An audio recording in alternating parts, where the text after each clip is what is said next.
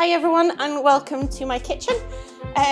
So we thought that we would just run through some of the recipes that we make here at Blairmore, which everyone seems to love. So today what I'm going to do is actually make the spaghetti bolognese filling, which we use in our lasagna. So out in front of me here, I've got the tomato ingredients, so some passata, tinned tomatoes, tomato puree, garlic puree because I find it quicker and easier, some chopped onions, a carrot, and of course our Blairmore steak mince. So to start with, we just want to brown off the mince. So I use a local rapeseed oil. What I tend to do is get the pan hot before I put it in though, because that tends to mean that you use less oil. And with the fat content of the beef, it just works out quite nicely. So just over a medium-high heat, plonk in your mince.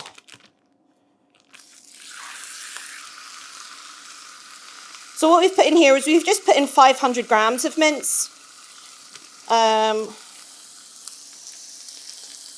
So when I was at one of my cookery, school things, I did this 2-week cookery course. They taught us to leave the mince in the pan for as long as possible before you start breaking it up, and it just helps with the browning of it. So the mince that we get has been vac packed, and it keeps its freshness and its flavour for longer, and that also means that if you freeze it, you don't get any freezer burn on it.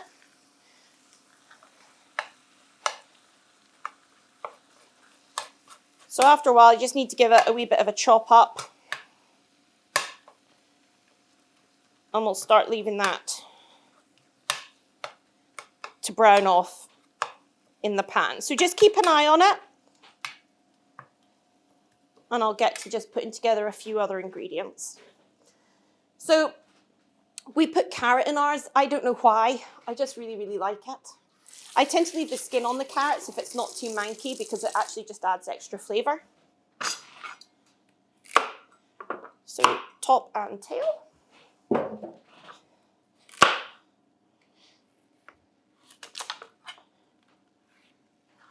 So one medium to large carrot for about 500 grams of mince.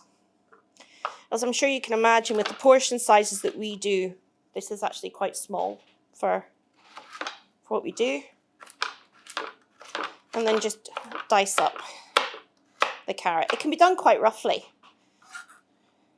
After all, what we do is not precision cooking, it's just farmhouse cooking. So all of these recipes that we do have basically either been taught to me by my granny or my nana or my mum, or have developed from some mistake that I've made in the kitchen at some point or another.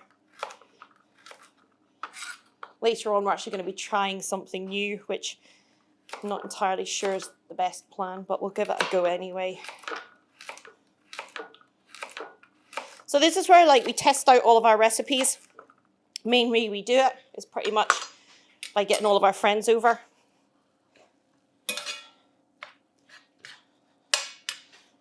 Just going to ping the heat up a little bit, just to start keeping that browning off. You want all of your mince to be entirely browned.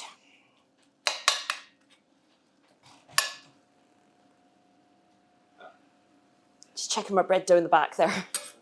It's a wee bit nuclear.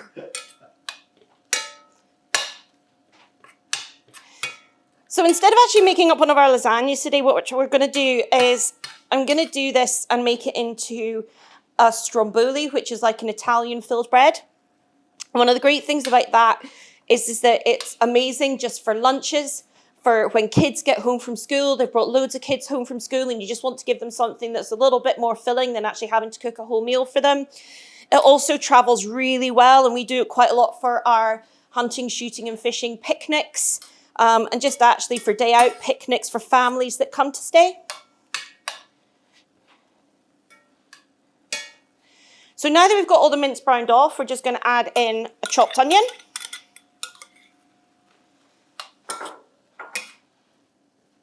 And let that cook down with the mince. So I'm using quite a wide pan here, but actually you can use any saucepan for this at all. I'm using a wide pan because I find that you get a better browning of all of the mince, and you get a slightly more evened heat through everything as well. So we'll just cook those onions down.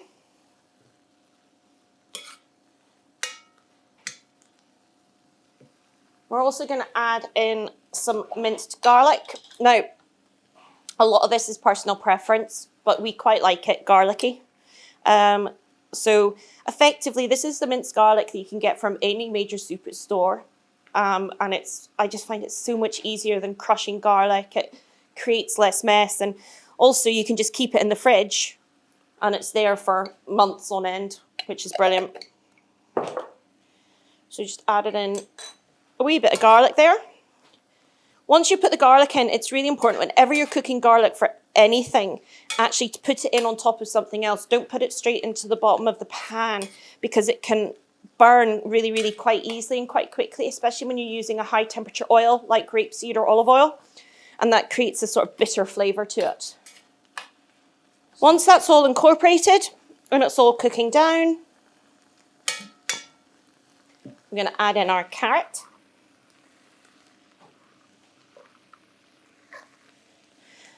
A great way to hide one of the 5 a day for children.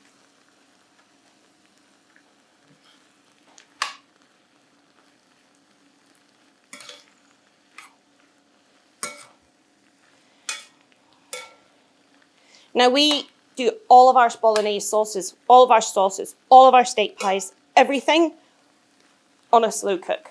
I'm a massive slow cooking fan. I think if you look at the time that it's taken for us to start to put this together, it's something that's so easy that can just be popped together and you're not actually stressing or worrying about it for the rest of the day. So you can like pop it in the bottom of the aga, stick it in a slow cooker. I use a combination of the two. Or if you want it a wee bit faster, just do what we're going to do just now, which is stick it in the oven. So what you want to do is have your oven preheated at about 160 degrees centigrade. 160 degrees centigrade. So in you go with a tin of chopped tomatoes. And then what we've got here is just some passata.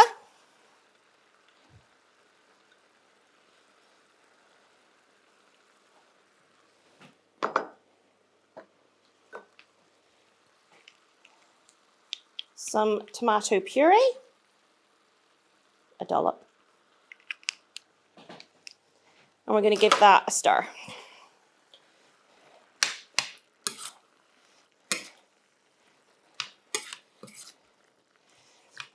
So this is actually quite thick at the moment. And you can see that 500 grams of mince actually goes really quite a long way. I mean, this would quite happily feed, an adult family of 4. Possibly, go a wee bit further if you've got young ones. Now, this next bit, you can leave in or you can take it out if you want, but I just think it adds a really lovely depth of flavour. Wine.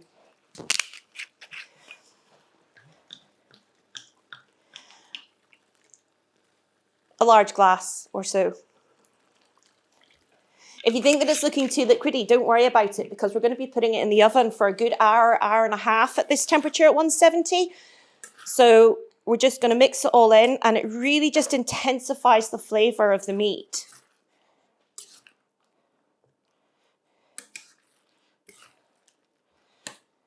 I'm trying hard here not to spill it so I don't have to do too much cleaning up afterwards.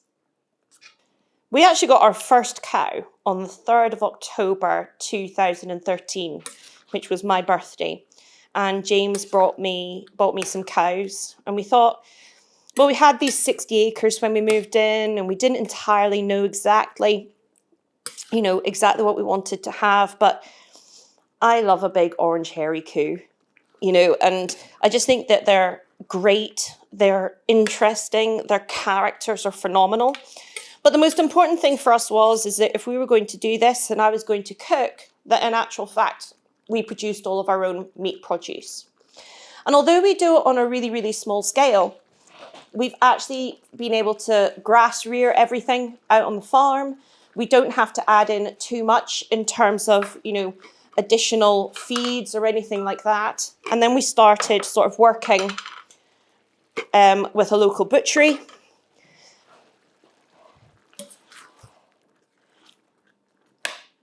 And it was about a year into the whole process that we actually produced our first beef.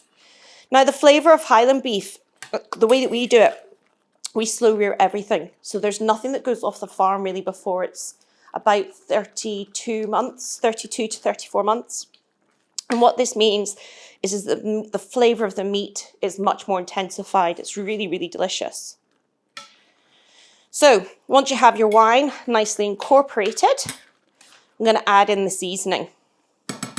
So because you've got a lot of tomato in there, one of the nicest ways to bring out the flavour of the tomatoes, believe it or not, is sugar. So a good pinch of sugar. It just really helps bring it out and kill the acidity, both of the red wine and also of the tomatoes as well. Good pinch of salt. Good pinch of ground black pepper. And my favourite thing on the face of the planet, Italian herbs. It's just absolutely fantastic. And it kills so much time, like from incorporating all of the different types of herbs that you can get, you know, in the supermarket. So just give that a wee mix in. Now, depending on how long you've been cooking your mince for, your mince could be cooked through and you could potentially give it a wee taste right now. But at the end of the day, the most important thing is to taste it at the end of the cooking. So, and don't taste it if there's an inkling that the beef might still be raw in the middle. Okie dokie. So with this, off goes the heat. Lid on.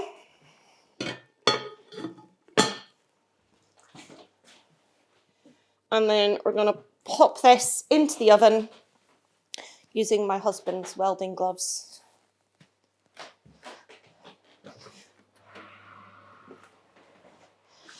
For an hour to an hour and a half.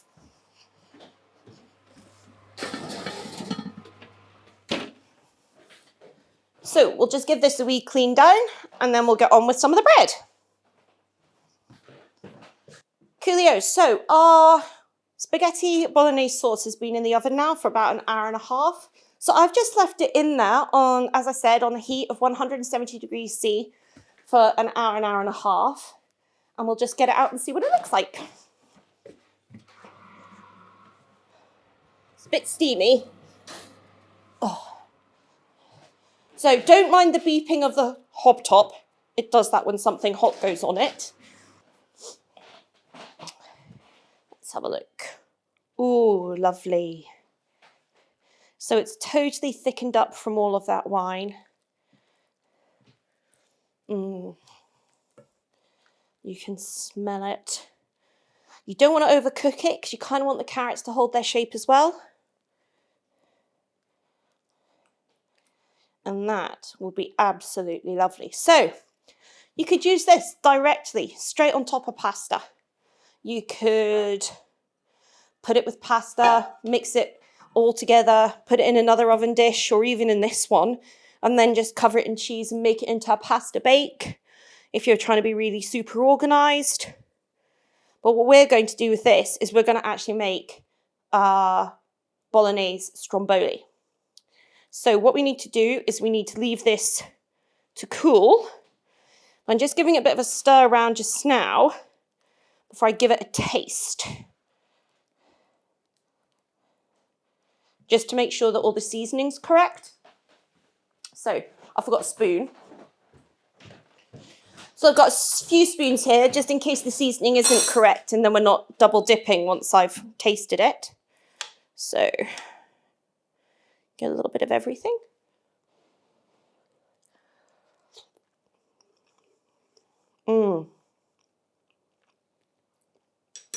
Needs a little bit more salt. So this is why we tend to taste it. Herbs, great. Sugar, great. But a little bit more salt, even just at the end of the cooking process here, can just help to elevate those flavours a little bit more. Just give it a good stir in.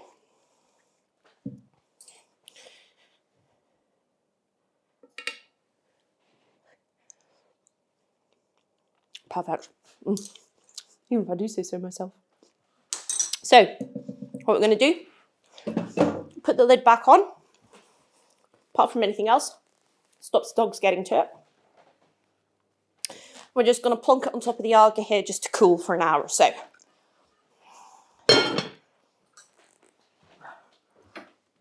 Okie dokie. So, we have already taken this lovely one out of the oven. So, as I said before, this is absolutely fantastic as a picnic piece, sorry, I'm leaning on the oven, so it's beeping. Picnic piece, an accompaniment to soups, everything like that for a picnic lunch. So now what we're going to do, so this is our vegetarian version, which if we remember is green pesto, red pesto, and mozzarella. So what we're going to do is use the second batch of dough. Same principle, knock it back. And we're going to make one using that spaghetti bolognese sauce that we made earlier on. So it's absolutely fantastic for using up like odds and sods and bits and pieces. So, you know, sometimes when you make that spaghetti sauce or any type of sauce, you know, it's absolutely fantastic just for using up bits and pieces at the end. So this dough's a little bit wet, which can sometimes happen. So very, very simply, I'm just going to add in a wee bit of flour just so that it's easier to handle. So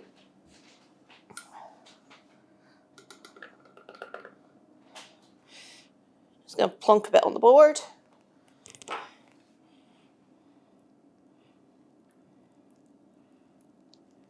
And work it into our dough.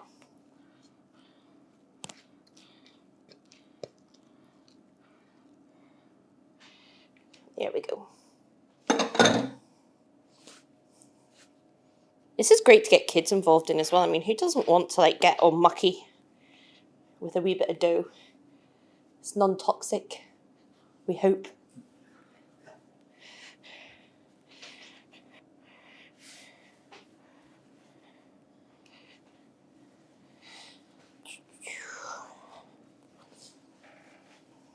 The reason I've got the tea towel underneath is just it stops the board slipping all over the place.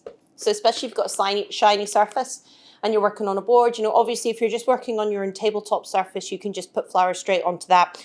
But because we're doing it on top of the induction hob for the purposes of filming, it just saves my hob as well from any damage as well without stuff sort of skipping all over it.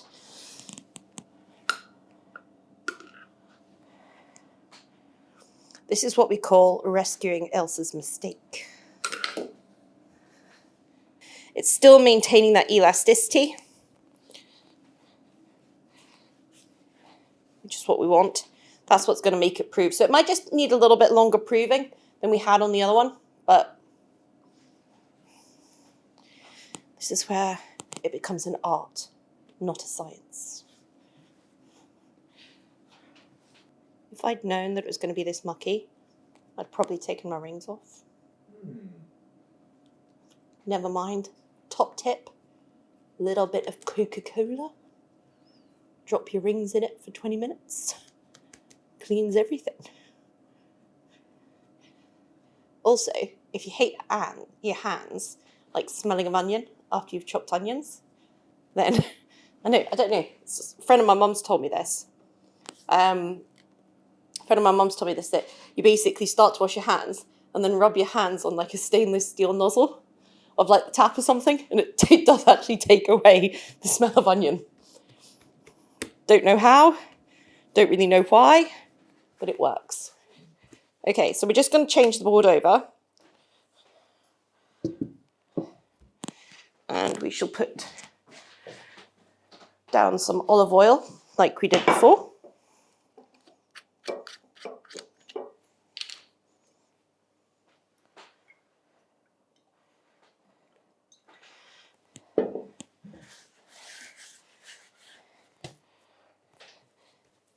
we'll stretch it all out.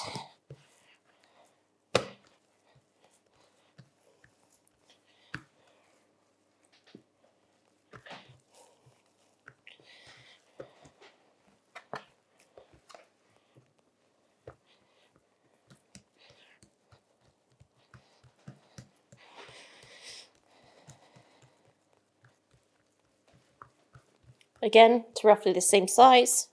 I like these chopping boards. These are the big catering chopping boards. You pick them up, like you can get them on Amazon. You can get them from Nisbets. They're a really good catering supplier as well. So that's pretty cool. Okie dokie. Just give my hands a quick wipe. Another top tip, a dry cloth takes off dough faster than a wet cloth. Full of top tips today. So we're going to grab a spoon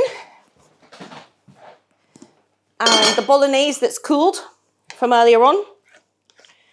And as you can see, you know, before, as I was talking about it, there was like a load of liquid. But actually that's, as we've had it in the oven, that's all cooked down and everything. So it's absolutely just delicious. So, a couple of spoonfuls, maybe a little bit extra. That's all it's really going to take because, as I said, it's a great way of using stuff that's sort of left over. So you don't need tons and tons and tons of it. May not be quite enough to, say, make a whole meal out of, but it's certainly enough to do this. It's also great, just put it on pizza. Like, honestly, it's a fantastic place in Crieff called Montanaro's. They do this bolognese pizza. Ailsa's guilty pleasure. I wouldn't put this on hot. It needs to be cooled because what you're wanting to do is we've now got the proving action that we need to happen with the bread. So if you put it on hot, then you could actually kill off some of the yeast because yeast, obviously body temperature, it is a living biotic, really, yeast. It's a living sort of creature. So if you go and you stick something hot on it, it's going to, one, speed up the proving, so it probably won't prove as well, and two, it could end up killing off some of the yeast too. So we're going to use the grated cheese this time. Just a nice sprinkle all over. Now, if you wanted to, you could actually just put this in the oven like this. Big sheet pan pizza. Great fan of those, especially if we're having, friends are over watching the rugby or anything like that. Really nice and simple to do. If I was going to leave it like this, what I would probably do actually is put some Parmesan on top as well. It just adds another depth of flavour, which is really, really good. And then, as we did last time, we're just going to roll it. So it's the tuck and pull method. And then just work our way along. As I said before, if it breaks a little bit, don't worry. That's absolutely fine. It's kind of like everything here. We all like it a little bit rustic.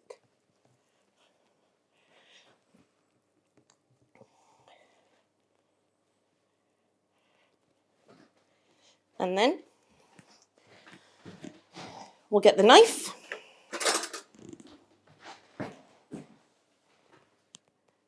And cut it into 8 equal pieces.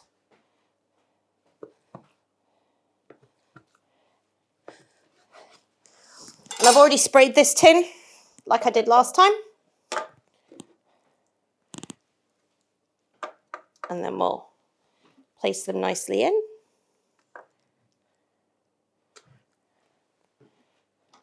Don't worry about being too neat with this. It's all getting cooked together anyway.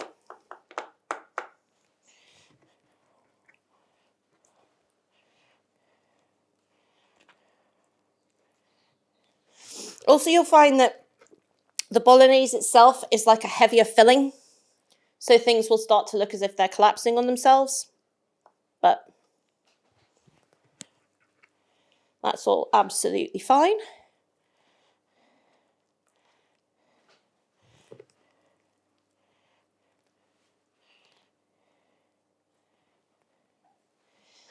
And then give my hands another wipe. And then back on with the shower cap that we had on the dough before.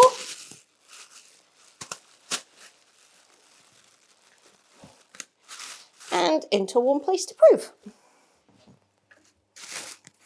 So the final piece of the puzzle is the bolognese bread, which we're just going to take out of the oven just now.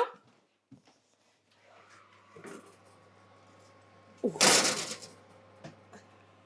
Lovely. So again, you can see all the fabulous swirls, a lovely crust on top. We're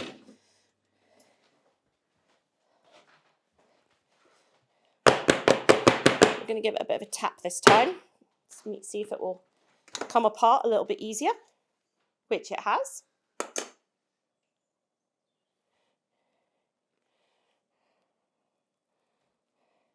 So the one thing about the bolognese bread is that you can get a little bit much more caramelization underneath than you would have done. So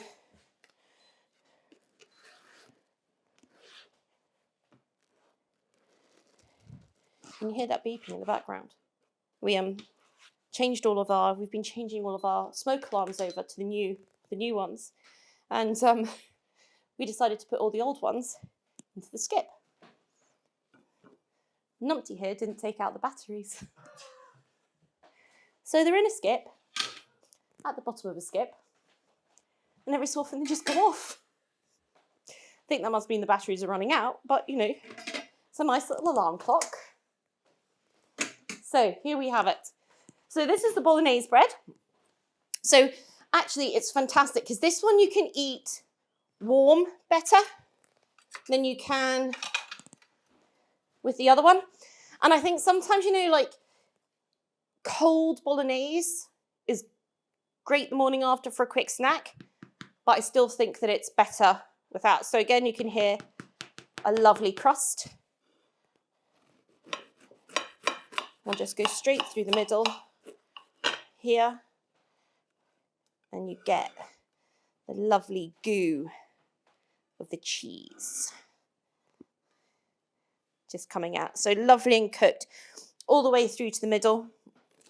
This one, definitely like a great lunchtime dish, after school snack, that sort of thing.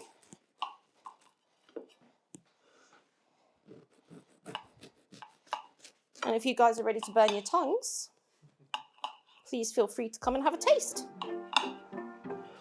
So just to recap, here we've got the bolognese sauce that we made earlier on with a lovely mozzarella cheese in the Blairmore dough. So whilst everyone starts to dive in, we're going to sign off from a day in Ailsa's kitchen, and we look forward to seeing you all here soon. Thanks.